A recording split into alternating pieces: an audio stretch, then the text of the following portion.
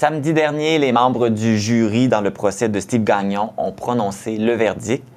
Coupable de 3 meurtres prémédités et de 2 tentatives de meurtre. 2 ans après le drame, qu'est-ce que cela signifie pour la communauté d'Amqui? J'en discute avec la mairesse Sylvie Blanchette. Bonjour Sylvie. Bonjour Marc. Ça va bien? Ça va toujours bien quand même. Donc merci. oui, hein, Ouf. un événement qui s'étire sur 2 ans, parce que c'est souvent long avant d'avoir le procès. Très long. C'est fait. C'est maintenant terminé. J'imagine, comme plusieurs personnes, tu as suivi le procès. ouais. As-tu même assisté aussi à des séances? D'abord, tu sais, on dit 2 ans, 24 mois, mais ça fait 27 mois. OK? Oui. C'est 3 mois de plus que 2 ans. Moi, j'ai assisté à une séance et c'était quand même sur une longue période. Je tenais aussi à y aller. Fait que je suis allée quand même à une occasion. Bon, j'ai assisté. Et par contre, je peux te dire qu'à tous les jours, quand il y avait la cour, quand il y avait de la cour, c'est qu'il y avait toujours un compte-rendu, que ce soit dans le journal, au niveau de Radio-Canada, sur Internet ou dans la presse, il y avait toujours le compte-rendu. Fait que j'ai toujours été où j'appelais les gens qui assistaient aussi. Donc, j'ai toujours été au courant de ce qui se déroulait au jour le jour. On avait on avait les informations aussi par les nouvelles. Ça a été quand même un procès assez intense. Il y a eu ils ont souvent interrompu à cause de son attitude et tout. Donc, il n'a pas rendu ça facile de faire vivre tout ça. C'est ça, il n'a pas rendu ça facile aux gens qui étaient là, surtout qui étaient présents, parce qu'on lisait, bon, il a fait telle attitude, mais les gens qui étaient présents à la cour, c'était pas évident, de le voir réagir de cette façon-là. C'est hargneux, ce qu'il disait. C'est dommage, regarde, là, pourquoi ça? On ne sait pas non plus, là, mais il y avait une attitude Parce qu'il a attaqué le juge, il a attaqué même certaines personnes qui ont témoigné, il a même attaqué le jury. Donc, c'était quand même intense. Tout le monde y a passé. Mais là, le verdict a été rendu, coupable sur toute la ligne, il va aller en prison à perpétuité, comme ils disent, avec peut-être une possibilité, mais seulement après. Possibilité de sortie, mais seulement après 25 ans. 25 ans, on sait qu'il y a 2 ans de fait. Ce que le juge aussi a dit, c'est que les 2 ans qu'il y a de fait, c'est que parfois, quand une personne est déclarée coupable, la période qui a été faite entre le moment du verdict et lorsqu'il est emprisonné, c'est que ça peut compter pour le double ou une fois et demie ou quelque chose. Okay. Alors, ce que le juge nous a dit, c'est que dans cette situation-là, le 2 ans va compter pour 2 ans. Il n'y aura pas un demi ou quelque chose de rajouté. Donc, il y a 2 ans. Donc, c'est 25 ans qu'il peut demander une libération conditionnelle. Donc, ça le porte à 23 ans. 23 ans, puis qu'il y a déjà 2 ans. C'est ça. Puis le juge a précisé que c'est ça. À ce moment-là, s'il change d'attitude aussi, mais regarde, il y a 23 ans, là, le gars, pour réfléchir. En espérant qu'il le fasse dans le bon sens. Ouais. Mais l'impact, justement, de ce verdict de culpabilité-là, pour la communauté ici, là, qu'est-ce que c'est? Moi, j'aimerais quand même dire un peu comment ça s'est passé. Oui. Comment ça s'est passé, tu sais, parce que le juge a été quand même très, très, très compréhensif. C'est que, bon, sachant quand le jury est parti en délibération, on ne savait pas combien de temps que ça pouvait prendre. Est-ce que ça allait être 2 jours, 2 jours, une semaine? Donc, mais le jury avait dit, parce qu'il y a des citoyens d'Amqui quand même qui ont assisté à toutes les audiences du début à la fin, sachant le juge que justement que les gens d'Amqui voudraient être présents lors de l'annonce du verdict, c'est qu'il avait dit, quand je vais avoir l'enveloppe, je vais vous informer, puis à partir du moment que je vous informe, je vous laisse 1h30 pour vous rendre à Rimouski. Okay. Donc, le juge a eu ce côté très humain-là.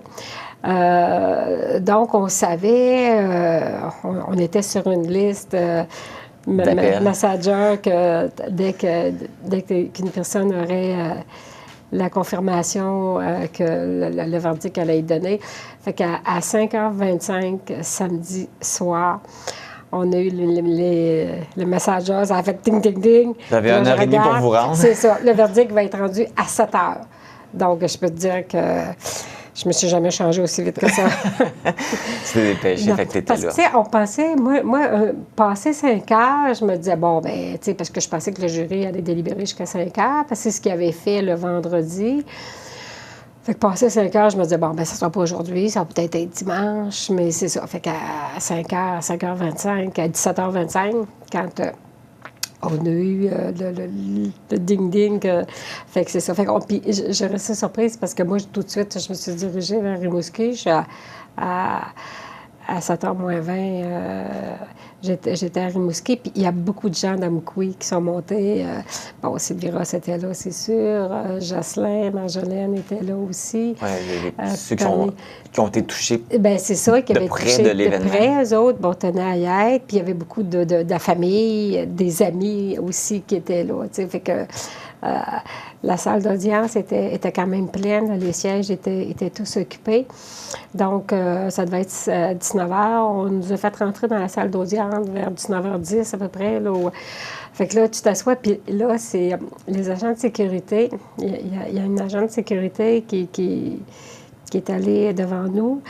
Puis là, elle nous a bien informés spécifiquement qu'il ne faut pas émettre aucun son, qu'on n'a pas le droit de parler du tout dans la salle. Pas de montrer d'expression, que vous êtes content ou quelque chose.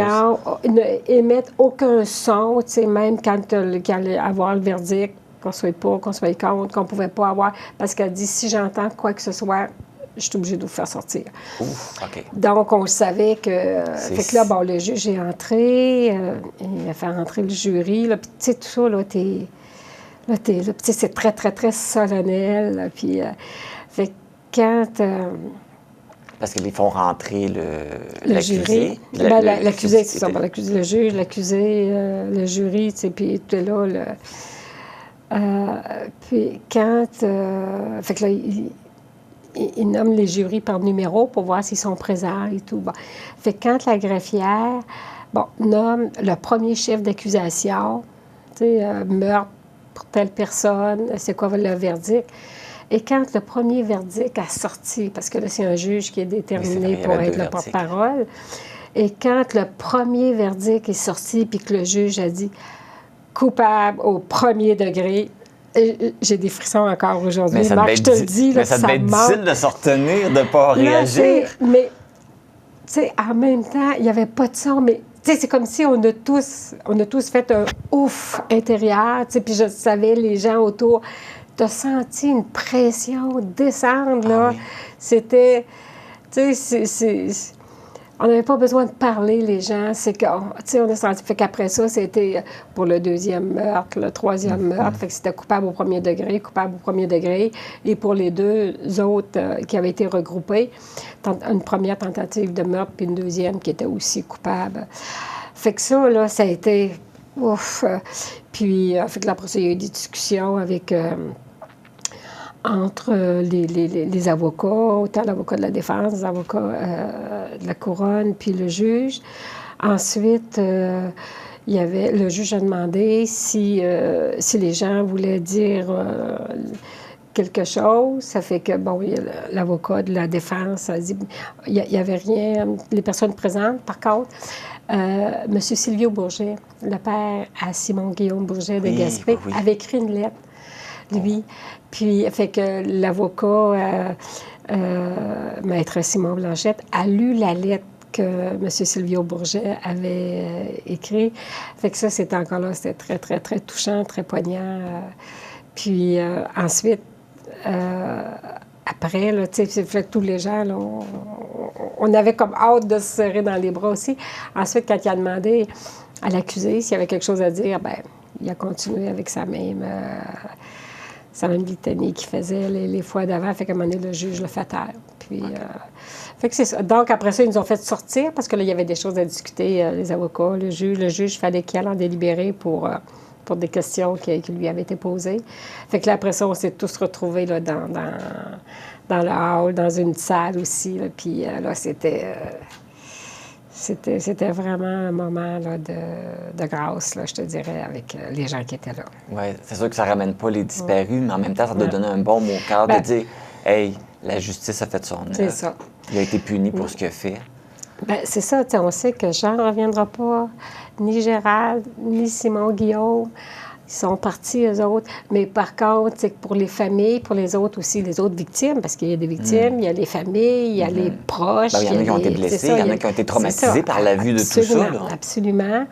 Puis, tu sais, il y a des proches qui tu sais, que c'est difficile d'accepter le départ de quelqu'un que tu côtoies. Ben, surtout de cette continuellement. façon aussi Ben oui. violente. Exactement, tu sais, c'est un coup, un clic, là, tu sais, puis ils sont partis, puis tu peux plus leur parler, tu peux plus leur dire que tu avais quelque chose à vivre. Donc, mais c'est ça, c'est que là, tu sais, ce qui a été difficile du procès, c'est que 2 ans, 27 mois après, c'est que les gens, il faut qu'ils revivent exactement la situation qui s'était présentée le 13 mars 2023. Qu'est-ce qui s'était passé? Tu étais dans quel ordre? C'est quoi? Qu'est-ce que tu as vu? Qu'est-ce que... Tu sais, fait que les gens, fallait... Tu sais, après 2 ans, après 1 an, bon, c'est, on va dire la première année, ensuite la deuxième année, après ça, tu veux... Bon, tu veux te donner le droit surtout de rire. Tu sais, parce que c'est ça qui est difficile dans une tragédie comme ça, dans un événement de même, à un moment donné, tu n'as même plus le goût de rire, puis tu te sens coupable de rire parce que tu te dis, voyons, tu sais. Fait que là, c'était que les gens, tu sais, se redonnent le droit de rire, de sourire, de vivre des moments de bonheur. Mais là, ça te ramène, là, tout ça, là, ça fait que la plaie là, qui commence à cicatriser On la dans le sang. réouvre. C'est ça, tu n'oublies pas les personnes qui sont parties, mais tu regardes en avant quand même pour, bon, qu'est-ce que, tu sais, c'est quoi les moments de bonheur que je peux vivre, puis tout. Fait que là, ils ont tout ressassé dans qu'est-ce qui s'est passé. Fait que c'est ça que je trouve qui est difficile quand un procès est étiré dans le temps, que ça se passe beaucoup plus de temps. Parce que ça a été tiré beaucoup. Le début du procès avait commencé, c'était toujours reporté, Mon Dieu. C'est parce que c'est difficile, justement, pour les témoins là, qui doivent attendre encore pour raconter leur histoire et raconter ça encore 2 ans plus tard, alors que les autres sont prêts peut-être à faire un pas en avant. Bien, c'est ça. Puis en plus de devoir raconter, c'est qu'au procès, ils voient des vidéos aussi. T'sais, ils leur présentent des vidéos. Donc, c'est qu'ils voient... mon Dieu, je me souviens... On fait en parler, j'ai des frissons, j'ai les larmes aux yeux. Je suis comme, c'est tellement touchant. J'en ai moi aussi. Parce qu'à un moment donné, il y a une vidéo qui ont passé où est-ce que lui demeurait. Puis, tu voyais Gérald marcher, tu sais. Fait que, tu sais, fait que c'est ça, c'est tellement... poignant, cela, là, où les mots, à un moment donné, on ne trouve pas les bons mots, mais c'est plus ça qui est important, là. Mais c'est ça, tu sais, fait que ces gens-là, il fallait qu'ils revivent ça. Tu revois ça, fait que, tu sais, la douleur, tu revois des choses que tu n'avais pas vues, ah, mon Dieu, c'est ça, tu sais, fait que... Et dans le fond, ce verdict-là va permettre justement à ces gens-là de dire, OK, maintenant, là, vous pouvez passer à d'autres choses, vous pouvez tourner la page, sans jamais oublier ces personnes-là, mais... Non, pas du tout. Vous n'avez plus besoin de raconter cette histoire-là. Vous pouvez faire un pas. J'imagine que c'est ça aussi pour la communauté, pour Ampou. C'est comme maintenant, on peut passer à autre chose. On peut passer à autre chose. Je voyais sur notre plaque commémorative qui est installée, encore temporaire, là, on peut en parler tout à l'heure si tu veux, mais c'est ce que je voyais en fin de semaine. Toujours la fin de semaine. Pourtant, là... Lundi, c'était il y a 2 jours, puis pour moi, c'est comme si ça fait une semaine, en tout cas. Mais lundi, sur la fin de la journée, je passais devant où est-ce qu'il y a la plaque. J'ai vu qu'il y avait quelque chose, j'ai vu de quoi de blanc. Je me dis, qu'est-ce que c'est ça? Je suis tournée pour aller voir. Puis c'est quelqu'un qui est allé déposer une rose blanche, qui disait « Justice a été rendue ». Repose-toi. C'était pour Gérald, c'était son frère, puis j'ai trouvé ça tellement touchant aussi. Fait que, tu sais, ces familles-là, ces gens-là, ben c'est un baume pour eux autres, là. Puis, comme on disait, ça les ramène pas, ceux qui sont partis. Mais pour eux, que le verdict soit rendu, là, ben justement, garde, là. Lui, il a déposé cette fleur-là. Bon, merci la justice. À cette heure, on va continuer, on va regarder en avant. Justement, pour continuer à regarder en avant, justement, pour revenir justement à cette œuvre qui est faite, qui est là présentement, quand vous l'avez dévoilée, c'était 13 mars 2025. Oui, c'est ça. C'était installation temporaire, mais là, est-ce que l'installation là, officielle va se faire bientôt? Bien, je te dirais, c'est en cours, là, parce que c'est ça. On tenait à dévoiler l'œuvre pour le 13 mars 2025. C'était, contrairement au 13 mars 2023, on est encore en plein hiver cette année. 2023, c'est tellement beau. Mais donc, on ne pouvait pas installer les piliers, je te dirais, en ciment, sur lequel la plaque va être déposée. Donc, ça a été fait temporaire avec l'atelier Studio Jules Leroy. Là, on a pris des blocs de ciment. Je pense que c'est le bon terme. Et bon, elle est encore sur les 2 blocs de ciment, mais on va mettre des piliers en ciment qui vont être fixes et l'œuvre va être déposée dessus. Ensuite, on va faire l'aménagement. Au même endroit, là, quasiment. Au même endroit. C'est au même endroit, avec à peu près le même angle aussi, parce qu'on veut que tu sois d'un côté de la rue ou de l'autre. Si tu es du côté de la gare, bien, c'est que quand tu regardes à travers l'œuvre, tu vois les lieux de la tragédie. Si tu es du côté où les lieux de la tragédie, bien, tu vois quand même l'œuvre ou la gare à l'arrière. Fait que c'est ça. Fait qu'elle va être avec l'angle, avec un aménagement, c'est ça, excusez, avec l'aménagement paysager qui va être fait là. Et sur les lieux de la tragédie, ça va être toujours du côté de la gare, au même endroit. Okay. Sur les lieux de la tragédie, en face, on va avoir un bar spécial là, qui va être installé. Donc, les gens qui veulent aller se recueillir vont pouvoir, sur les lieux de la tragédie, s'asseoir sur le bar, voir l'œuvre en face, ou tout simplement aller du côté de la gare, puis à travers l'œuvre, voir aussi les lieux de la tragédie. Ça fait qu'on veut que ça soit un rappel. Et puis, ça va devenir... Il y a déjà quelqu'un qui vient me déposer une fleur, j'imagine, que l'objectif, c'est que ça devienne un lieu de recueillement. Absolument. Les gens vont pouvoir aller se recueillir et peut-être même déposer des fleurs aussi dans le futur. Nous, on va faire l'aménagement quand même qui va être... Qui va être joli. Là. On est quelqu'un qui est sur le dossier. Et c'est ça. Les gens vont se l'approprier aussi. C'est pour les citoyens, c'est là pour les visiteurs, pour les familles, pour les amis. Fait que c'est eux autres qui vont se l'approprier aussi. Sylvie Blanchette, merci beaucoup d'avoir accepté l'invitation puis d'avoir accepté de parler de ça. Je sais que tu en as parlé beaucoup dans d'autres médias.